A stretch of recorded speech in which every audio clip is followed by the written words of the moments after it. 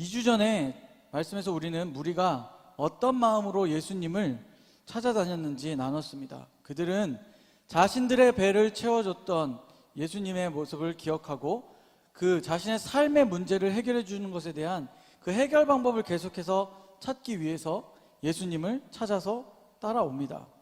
그러나 예수님은 이 땅 가운데서 이 땅에서 배를 채우는 것, 이 땅의 문제들만 해결하는 것이 아니라 진정한 구원이 무엇인지를 계속해서 가르쳐주고 계십니다.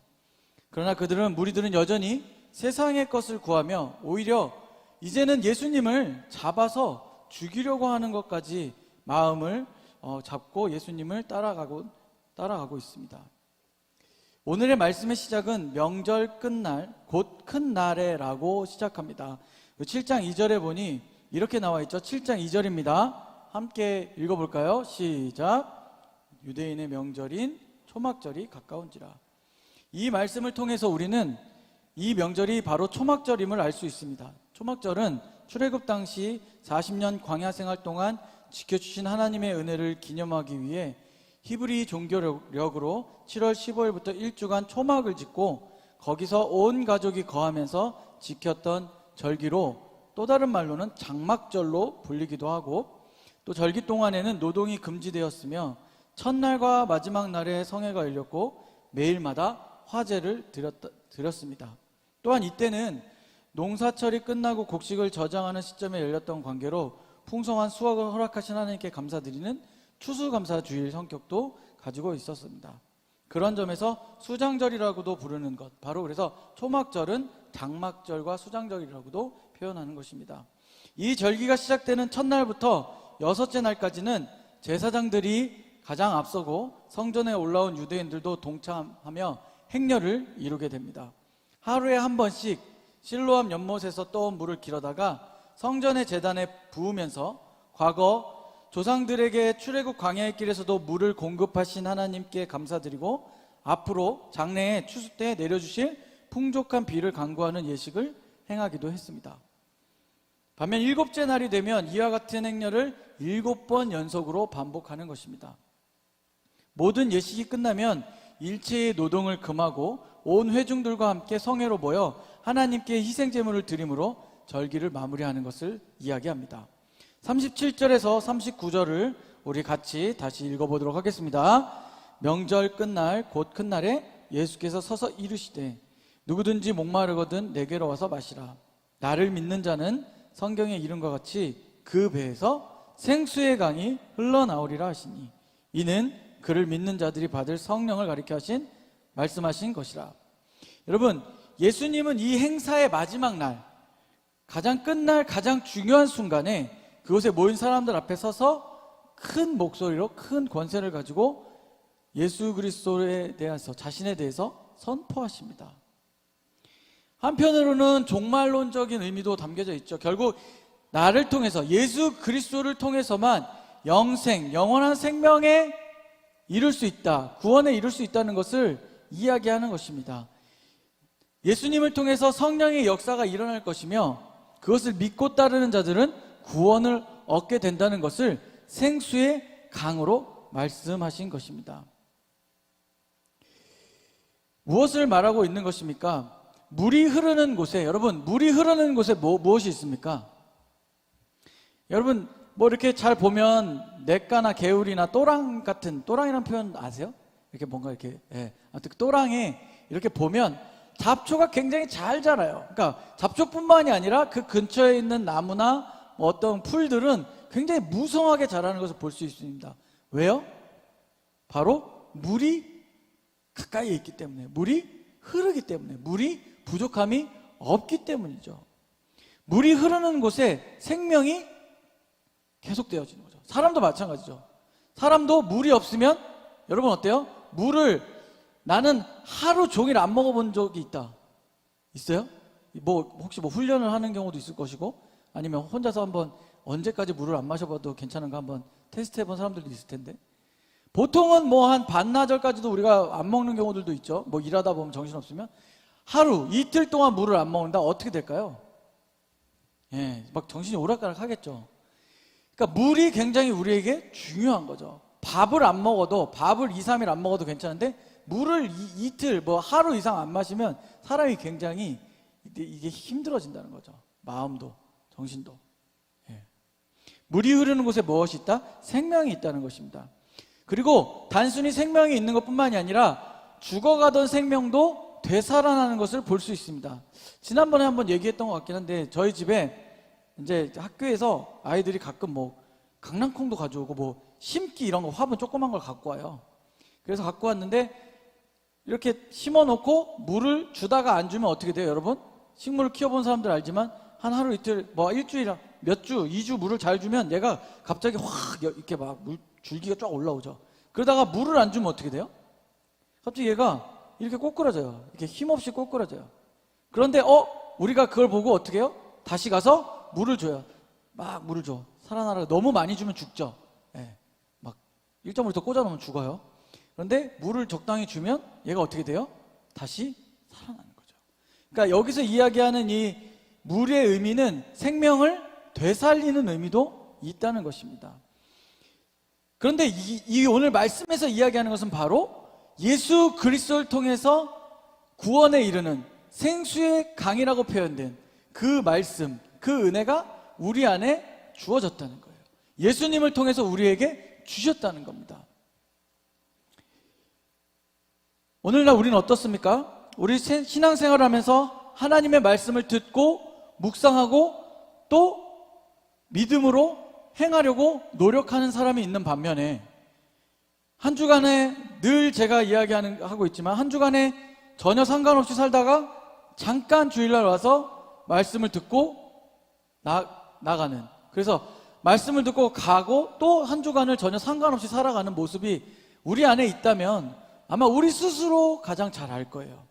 여러분, 예수 그리스도의 말씀을 주중에 한 번, 두 번이라도 여러분들이 이 성경 말씀을 묵상하면 마음이 어때요? 안 해봐서 잘 모르겠어요. 여러분, 말씀을 묵상하면 마음에 찔림도 있고 감사도 있고 감격도 있어요. 제가 금요 예배 때 말씀을 나누면서 그날 묵상했던 말씀을 같이 나눴는데, 제가 2주간의 열왕기상을 묵상하고 있는데, 열왕기상을 묵상하면서 여러분, 솔로몬이 하나님께 지혜를 구했잖아요. 금요 예배 드린 분들은 또 아시겠지만 솔로몬이 하나님께 지혜를 구했는데, 그가 하나님 앞에 지혜를 구하기 전에 듣는 마음을 구했다는 거죠. 많은 사람들이 말을 할 때 그 말을 마음으로 듣고 그 사람의 마음을 이해할 수 있는 그 마음을 허락해달라고 그가 구했다는 거예요. 제가 굉장히 그 말씀 묵상하면서 새롭게 느꼈습니다. 정말 희한하게도 여러분, 말씀을 묵상하면 전에 읽었던 말씀이고 또 내가 알고 있었다고 생각하는 말씀인데 새롭게 우리에게 다가오는 말씀들이 여전히 있다는 거죠. 그게 뭐 목사가 되면 끝나는 것이 아니라, 여러분, 우리 평생에 이 말씀을 묵상하는 일이 계속되어질 때 정말 날마다, 정말 때마다 이 말씀을 통해서 우리가 하나님이 주신 새로움을 경험하게 된다는 사실입니다. 이것이 우리의 영혼을 살리는, 영혼의 생수의 강이 흐르는, 그것을 채우는 것이 바로 이와 같은 하나님께 우리가 더 가까이 나아가는 모습이 있어야 된다는 사실이죠. 여전히 바쁜 일상은 우리 가운데 돌아갑니다. 학교를 다니는 친구들은 수업을 듣고 학교를 다녀야 되기 때문에 바쁘고, 직장에 다니는 친구들은 직장에서 또 주어진 업무를 해야 되기 때문에 굉장히 힘들게 일을 하고 있습니다. 또 취업을 준비하는 사람들은 취직을 위해서 열심히 수고하고 있고, 또 다른 무언가를 준비하고 있고, 또 개인 사업을 하는 친구들도 각자의 사업을 위해서 열심히 수고하고 애쓴단 말이죠. 제가 우리 임원들하고 목요일마다 11시에 줌을 하기로 했습니다. 이유인즉슨 이 임원들이 너무 바쁜 거예요. 그래서 11시로 했어요. 그쯤이면 다 집에서 만날 수 있겠지, 같이 줌을 할 수 있겠지. 그런데 11시에 줌을 하기로 했는데도 보니까 막 그때 퇴근하고 있는 길이거나 때로는 퇴근도 이제 막 하는 그런 모습을 보면서 한편으로는 참 안타깝다, 그러니까 좀 힘들겠다, 이런 마음이 들더라고요. 제가 말로 표현은 많이 못했지만 임원들, 제 마음이 그렇습니다. 참 힘들겠구나. 이렇게 늦게까지 수고하고 집에 가서 기절하고 다음날 눈 뜨고 또 바로 또 출근해야 되는 것. 예. 그러니까 여러분, 무언가 이런 바쁜 일상 속에서 우리가 예수 그리스도의 그 은혜를, 하나님의 말씀을 사모하면서 나아가는 것이 쉽지 않다는 것을 제가 이해하고 잘 알고 있습니다. 그러나 우리가 이것을 해야만 하는 이유는 바로 이것이 우리의 삶의 생수의 강이기 때문입니다. 이것이 우리의 영혼의 생명의 강이기 때문이에요. 이것을 통해서 우리의 생명이, 우리의 영혼이 살아날 수 있고 살아갈 수 있다는 것을 우리가 잊지 말아야 된다는 것입니다. 40절에서 43절까지의 말씀을 읽어보도록 하겠습니다. 이 말씀은 들은 무리 중에서 어떤 사람은 이 사람이 참으로 그 선지자라 하며 어떤 사람은 그리스도라 하며 어떤 이들은 그리스도가 어찌 갈릴리에서 나오겠느냐. 42절 여러분 있습니다. 성경에 이르기를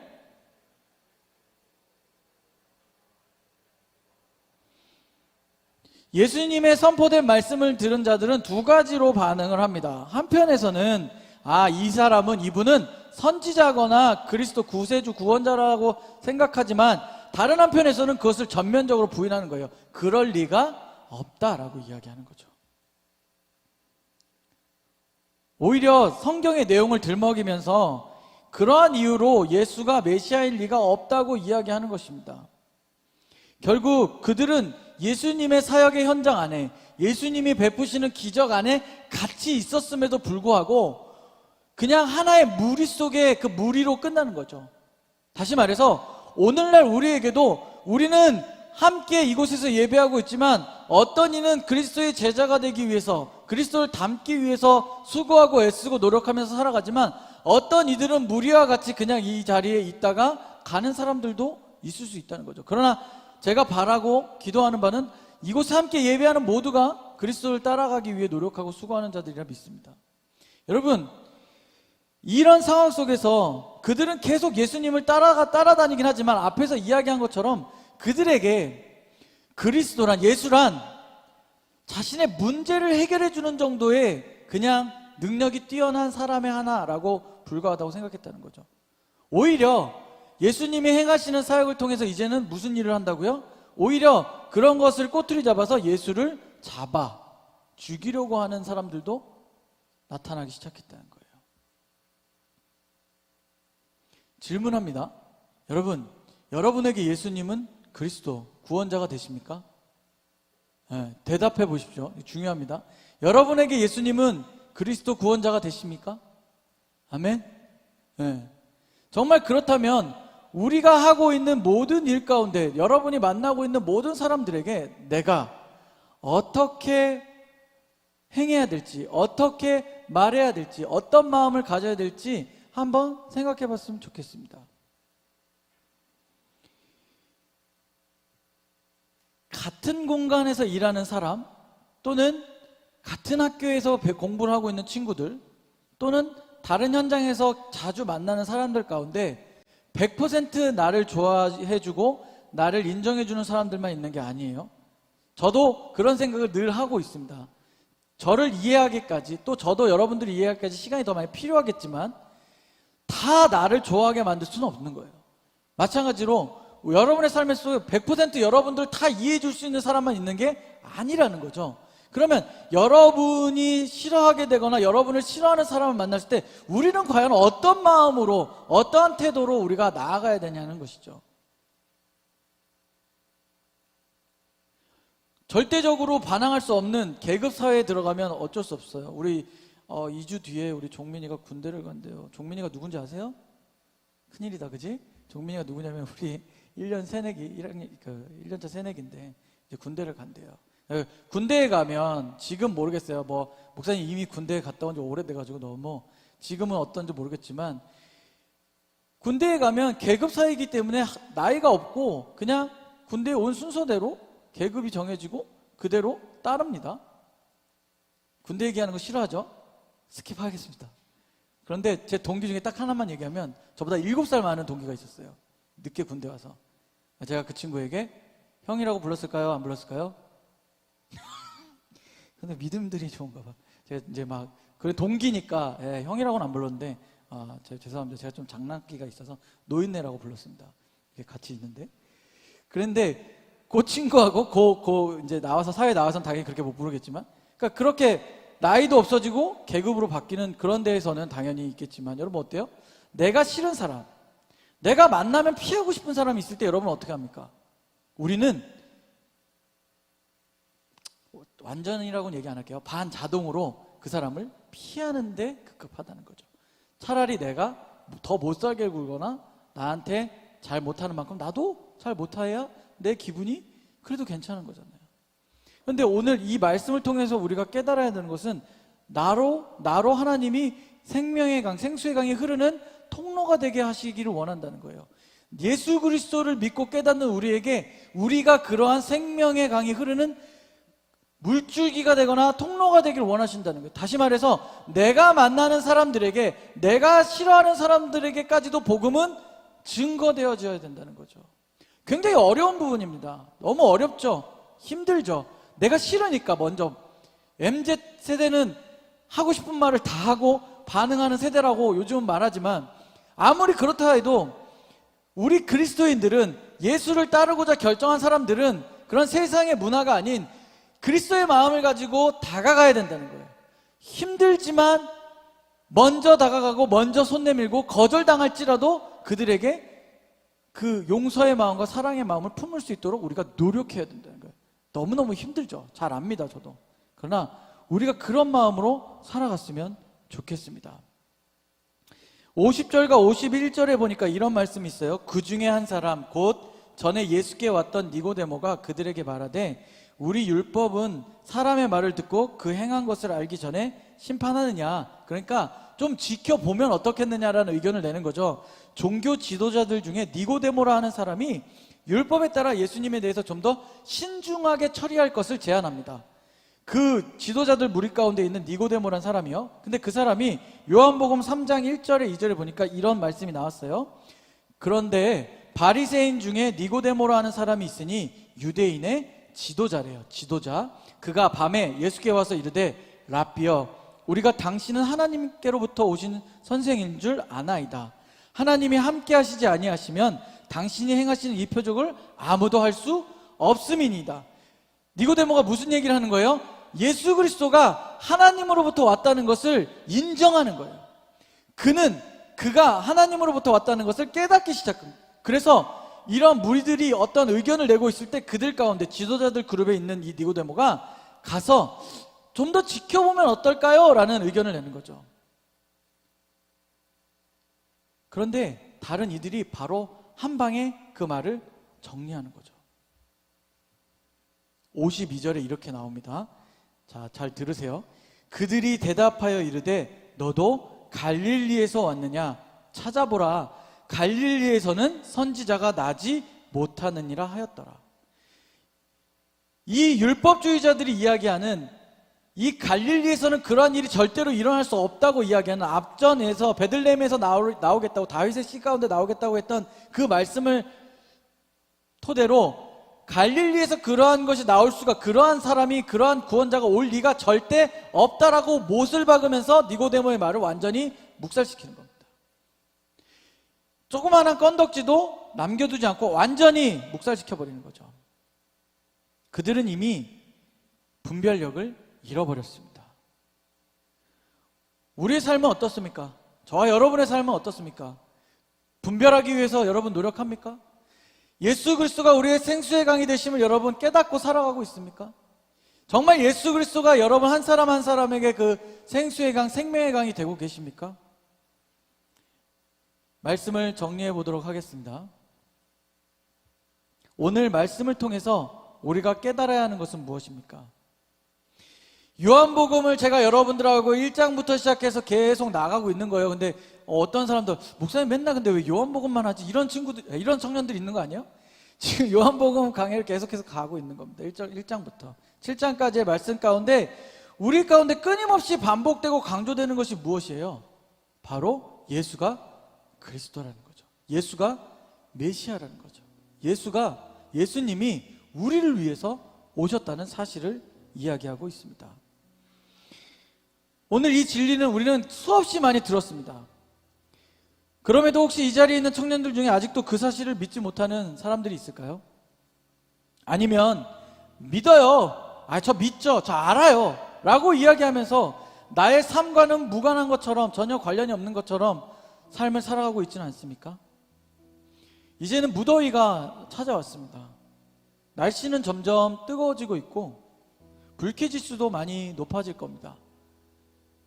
주일날 들어오는 여러분들을 향해서 제가 밝게 인사하면 교회까지 오는데 너무 덥고 짜증나서 힘들어서 목사님을 보고 그러면서 들어가는 청년들은 없겠죠?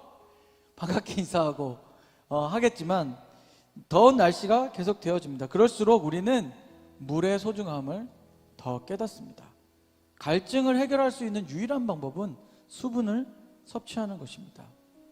우리의 갈급한 영혼의 갈증을 해소하는 방법은 바로 예수 그리스도밖에 없음을 우리가 다시 한번 깨닫기 바랍니다. 여러분의 삶 속에서 그 주님 앞에 나아가는 것이 굉장히 중요하다는 사실입니다. 그분의 말씀을 통해, 또 찬양을 통해, 기도를 통해, 예배를 통해 우리는 영혼의 갈증을 해소할 수 있습니다. 더 뜨거워지는 여름, 더 많은 물이 필요한 것처럼 우리의 삶에서 끊이지 않는 생수의 강이 흘러넘쳐 나뿐만 아니라 내 주변이, 나를 만나는 사람이 영원히 회복되고 영원히 살고 구원받을 수 있는 귀한 도구로 사용되어지는 저와 여러분이 되기를 예수님의 이름으로 축원합니다. 아멘. 우리 함께 찬양하겠습니다. 우리 예수 닮기를 함께 우리의 마음을 다해서 고백하며 나아가길 원합니다.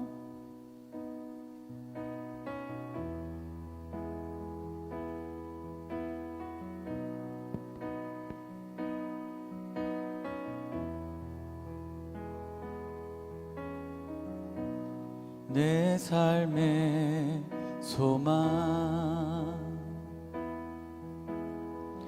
내가 바라는 한 분, 예수 닮기를 내가 원하네. 한없는 사랑, 풍성한 긍휼, 예수 닮기를 내가 원하네. 예수 닮기를, 예수 보기를, 예수만 높이길 내가 원하네. 내 평생 소원, 예수 닮기를, 예수만 닮기를 내가 원하네. 내 삶의